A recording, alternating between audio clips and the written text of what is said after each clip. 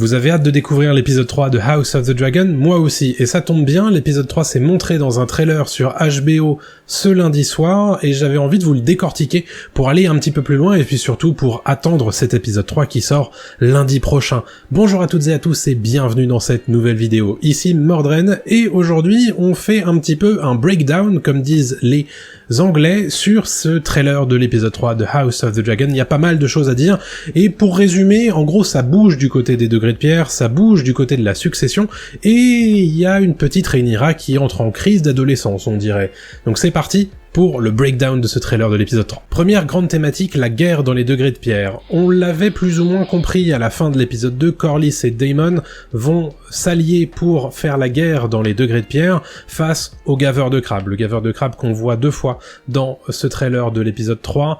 Visiblement, il aime toujours autant crucifier ses bons petits prisonniers sur les plages, et il a l'air d'être assez sérieux comme adversaire face à Daemon et Corlys, puisque on le voit, il y a des navires et un dragon qui traversent une mer encerclée d'un archipel, et on le voit un petit peu plus tard, un plan où l'on voit une carte avec un poisson encerclé de pinces de crabe.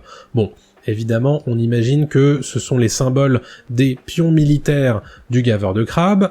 On voit également Corlys entouré des membres de sa maison, très probablement quelque part on a Laenor Velaryon qui aurait certainement grandi et qu'on va voir un petit peu plus tard probablement dans la saison 1, mais visiblement ça se passe pas forcément très bien pour Daemon et Corlys. Rappel réglementaire comme d'habitude, si vous appréciez cette vidéo, petit pouce en l'air, petit commentaire, ça m'encourage à continuer et puis ça donne un coup de pouce à la vidéo. Et puis évidemment, si vous aimez mon travail, petit abonnement et cloche activée, ça fait toujours plaisir. Allez, on continue avec le reste de la vidéo. Comme je vous le disais, ça a l'air de mal se passer pour Corlys et Daemon, puisque Corlys le dit lui-même dans ce trailer, le gaveur de crabe s'est enterré à Bloodstone pendant que ses propres hommes sont en train de saboter la flotte de Corlys Velaryon. Donc évidemment, cette guerre, elle est en train de tourner au vinaigre pour Corlys et Daemon, malgré le fait qu'ils ont un dragon en la personne de Caraxès. Il y a toute une séquence de bataille qu'on voit dans ce trailer, c'est une bataille qui a l'air d'avoir lieu sur une zone de plage, on voit également des épaves de bateaux, etc. On voit a priori en hauteur des archers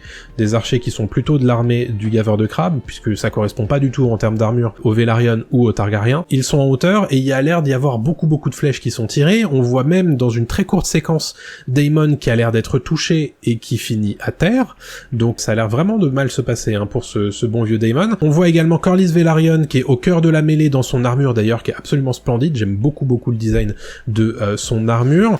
Et à un moment donné, à la toute fin du trailer, on entend Dragon. Est-ce que c'est Caraxès qui vient aider Daemon? Mais si Daemon est à terre, est-ce que Caraxès est vraiment en mesure de l'aider? Est-ce qu'il comprend les ordres donnés de si loin et dans le vacarme de la mêlée?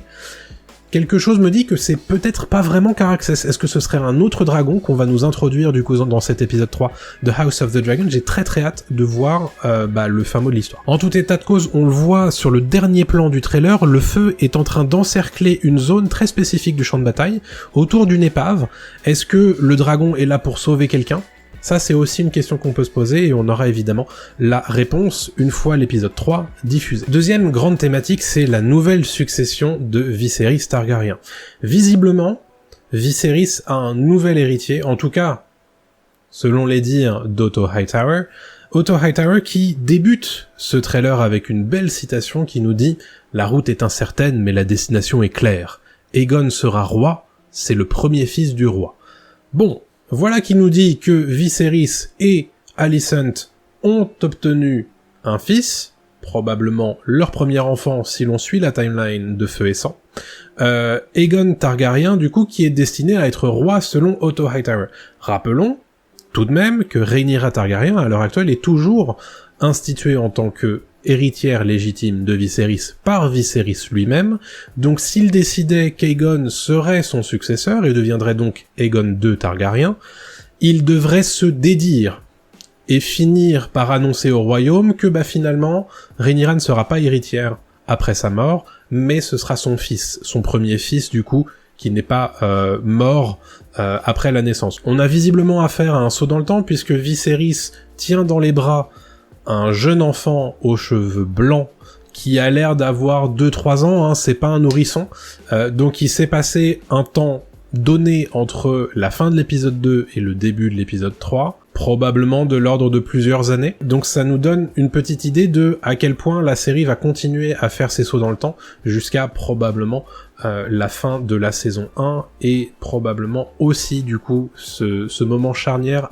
au milieu de la saison. On nous dit que c'est plutôt l'épisode 5 qui va marquer un grand saut dans le temps. Toujours est-il qu'on a l'air d'assister à une occasion un petit peu particulière dans cet épisode 3, puisque on a une scène en grand extérieur qui n'est pas vraiment à Port-Réal, on est sur un fond de forêt, on a des tentes un petit peu partout disséminées, et on voit le carrosse royal qu'on avait déjà vu dans l'épisode 1, qui nous permet de voir Viserys, Rhaenyra à l'intérieur, mais aussi Aegon Targaryen, et ils sortent tous devant l'assistance, la cour est réunie, donc il y a beaucoup de nobles, on reconnaît évidemment Viserys quelque part, Alicent à ses côtés, Aegon dans ses bras, et un petit peu à côté on a d'autres petits nobles de haute famille. Il y en a un qui m'a un peu intéressé, il y en a un qui porte une canne.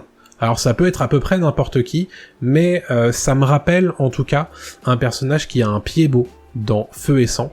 Peut-être que c'est lui, peut-être que c'est pas lui. On verra dans l'épisode 3 quand il sera diffusé. Je reviens sur cette histoire de forêt, cette occasion en extérieur, c'est la première fois qu'on voit Viserys à l'extérieur des murs du Donjon Rouge, et on le voit ici dans une scène en forêt, il tient une lance et il a l'air de s'en servir. Alors est-ce qu'il est en train de se battre avec un humain? C'est peu probable, il est probablement en fait en train de se livrer à de la chasse à courre, comme c'était souvent le cas dans le bois de Port-Réal. Il est très probable que, toute cette occasion, toute la noblesse et la cour qui est déplacée en forêt, ce soit pour fêter quelque chose. On verra, en tout cas, à quoi ça correspond dans l'épisode 3. Il y a une citation qui m'a intéressé, c'est une citation d'Alicent qui parle à quelqu'un, mais on ne sait pas à qui. Probablement Rhaenyra, puisqu'elle est en train de dire que tout ça on pourrait l'arranger en vérité. Est-ce qu'il y a vraiment cette fameuse cassure entre Alicent et Rhaenyra, comme je l'avais dit à la fin de l'épisode 2, puisqu'on le rappelle, Viserys a choisi de se marier avec Alicent. Rhaenyra pensait lui avoir donné son aval pour se marier avec Laena Velaryon. Finalement, il a décidé de se marier avec sa meilleure amie.